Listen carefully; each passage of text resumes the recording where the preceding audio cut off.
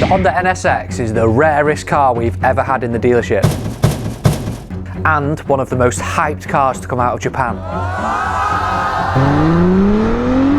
We've managed to sell it in less than 2 days. Today we're going to speak to the previous owner to find out why he's selling. Are you talking yourself out of selling it? I'm going to drive it and give you my humble opinion. This gives you like that little fuzzy feeling. And we're going to speak to the new owner to find out why he's bought it. I was invited by Honda to Geneva Motor Show. But there's still a lot to do to get the deal over the line. Can we really sell a Honda for 100 grand? I'm going to let you know what we sold it for and how much profit we made.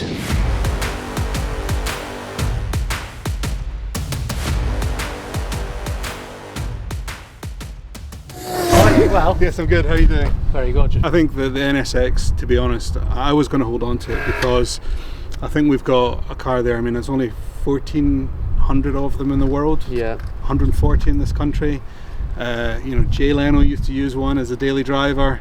Doug DeMuro reckons that this is going to be the fastest appreciating classic. He's got it. Are you talking yourself out of selling it? Do you know what? It was time for me to sell, and I think in terms of that particular car, full carbon kit, absolutely everything on it, ceramic brakes. It was great, you know, and I've really enjoyed it. My wife hates noisy cars, so you could drive it out silently on electric mode and then turn it up to angry mode, and the noise it made is superb. Driving with my, you know, with a group of friends, and you know, people look past Ferraris and Porsches to look at it, you get huge amounts of thumbs up and whatever else. It's a head turner, but it's just so rare. So yeah, all the JDM guys are absolutely loving it, and it was good fun. What was the story of you buying it? There's not a great story other than I sold a business and I was looking for a supercar, but I wanted something that I wouldn't have to rebuild the engine after taking it down to the shops and back, and had that for 3.5 years. Nothing has ever gone wrong with it. What was the business you sold? I used to own a chain of veterinary practices. Oh right, nice. Yeah. And now you're retired, are you still working? I'm retired at the moment, but yeah, some things in the oven. First of all, what the hell is this? This is my Renault Twizy, which is not the only car here with scissor doors, but it's definitely the coolest. So that would do 50 miles an hour, and when I used to live in Scotland, I used to take it on the motorway all over the place. Needs a bit of a valet. Come on now. Come on, show us around it then. How does this... Alright, most important thing to know about these. One in the front, one in the back. Yeah. Plugs in with a 3-point plug like a Hoover. Yeah, yeah. And it'll do 50 miles an hour, but you can chip them and it'll do 70. The doors were an optional extra. Suicide doors? Oh my god. I bought this and off eBay because they were still making them in Korea. Yeah. And somebody made these, so I think now it's a utility vehicle, perfect for every day. Do you have any other cars apart from the Twizy? Yeah, so my daily driver, or this is really the daily driver at the moment. I've got a Volvo XC90, which is a brilliant family car, and I've got a 1972 Fiat 500 in Tahiti yellow, which is great fun.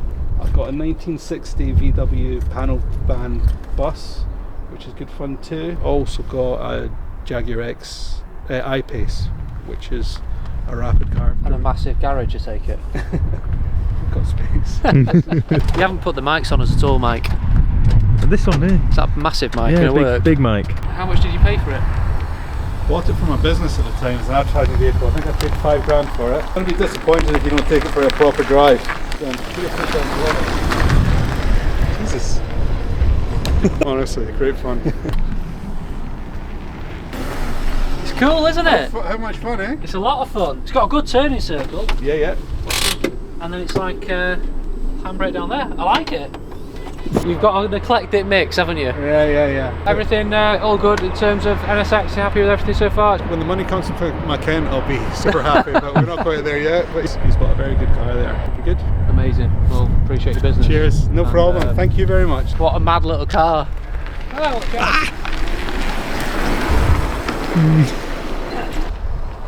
I wouldn't want to have a crash in it. What a top bloke. Really nice guy. Cream interior. We need to give that a proper clean, I think. Nice bit of Alcantara. Memory seats. Cool interior. Wasn't much there, was there? It's a hybrid. So we've got quiet, sport, sport plus. I was half expecting the up shift paddle to engage drive like it does with Ferrari. So we're not in a Ferrari, are we? We're in a Honda. And that is not meant to sound derogatory at all, because I believe these are incredible driver's cars. So one of the things that people mention with this car is, with the hybrid technology, there's no turbo lag at all. Japan's answer to the Porsche 911 Turbo. Let's see what it's like.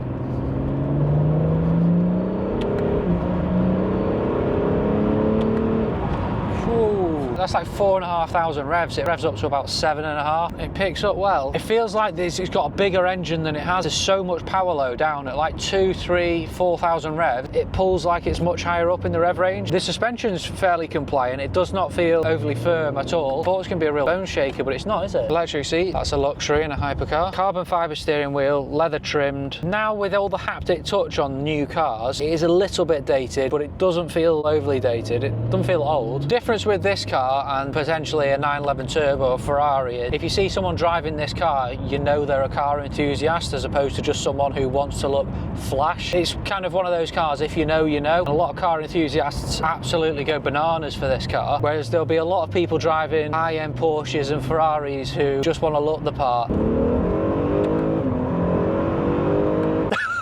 This gives you like that little fuzzy feeling. You don't often get that in new cars. It doesn't feel like you're driving a Honda, but I believe you get the reliability of a Honda, which is no bad thing. Positive note it would have, from a family point of view, you can set off in full electric mode, so you're not going to wake up the neighbours or your family as you set off early in the morning. I'm like almost a bit nervous to go through these tunnels again. I feel like a naughty boy inside of me just wants to let rip. I'm not going to. I would say buying this at sub 100 grand, I'd be very confident in saying that in 2 or 3 years time, you're going to get the vast majority of your money back if you come to sell it. It's such a rare car, these. I've never sat in one before, definitely not driven one before. There's more GT40s on the road than there are Honda NSXs. That gives you an idea of how rare these things are. Be interesting to see what the track times are on this in comparison to supercars. How does it fare to like a 488 or something like that? It's plush inside, leather stitched door card, a little bit of Alcantara here, two-tone interior, carbon fibre steering wheel, Alcantara roof lining, that's a nice touch. Heated seats, it's got memory seats, auto climate control, all the mod cons you'd want really. I wouldn't be surprised if this car is already sold by the time this video goes out. Do you know what, if you park this up next to 458, 911, Bentley Continental, it fits in. What do you guys think? If you're after a supercar for 100 grand, where are you putting your money? If you're a serious petrol head, this is probably where your money's got to be. We're going to get to the figures on this deal in a second, but before we do that, 95% of you are not subscribed. Please, can you do us a small favour? Click that button. As predicted, we've already sold this car. So within 48 hours of it going online, we had a lovely chap called Fraser come down. He's driven the car, left a deposit to take it off sale. All that's left to do now is take it over to the paint protection film specialists. They're going to do a health check on the PPF. We're also going to get it detailed and re-ceramic coated. When Fraser came down, he was in a 992 GT3. We're going to find out why he's bought a Honda NSX to sit alongside his 992. Let's go! Let's go! It's cool to get to drive this car again, because once this is sold, the chances are I might never drive an NSX again because they're so rare, and also the customer's picking it up from Invisifilm, so don't get the opportunity to drive it back again, which is sad. So this is it. This is the final drive. Oi! Nearly crashed it into the wall. Here we are, been detailed, the red decals come off it. How are you? Nice to see you. Nice to see you, you well? Yeah, good thing. I followed them all the way since they were being designed and built really. So I was invited by Honda to the Geneva Motor Show in 15, I think it was, when they first launched it. I was going to buy one and then for some reason I never actually pulled the trigger. Probably maybe the cost at the time. 2015, it's quite a lot of money. Well, that one was 173 grand list, I think. Back in 2017, that was. Yeah. I mean, in today's terms, you can get like a 911 GTS, so they're that sort of money. Yeah, but things have moved on for 8 years, haven't they? But back then, in 2015, you could probably buy a 911 for about 90 grand. Big money, really, for what they're asking. The chap that we sold this for, he reckons that he heard that this potentially be the fastest appreciating car. So that's why I sold it. I think it's right. I mean, it's a good looking car with good tech and not many around, so yeah, I think it'll be one to tuck away and keep, really. I've never seen one on the road, to be honest, in the last 5 or 6 years. I might have seen one at the Supercar driver meet. What did you think of the drive over here? Lovely, yeah. It's half really an nice. hour in it. Yeah, it's fantastic. It's going to sit alongside the GT3. You're going to keep that. You're not planning on selling that. No, I'll keep that for. What does it you do for work? I work for a private bank, stockbroking investment private bank. I drove it a bit and I thought with it being like a hypercar, it's going to be bone rattler, but it's not at all, is comfy. it? Yeah, seats are really comfy. Right, into the numbers. So we listed the car for 96,995. We agreed a deal with Fraser for 96 grand. There's 3.5 grand SOR fee, some warranty costs. We ended up returning the previous owner £90,550, which is £550 more than what he paid for it 3 years ago. If you ask me, that's pretty good ownership.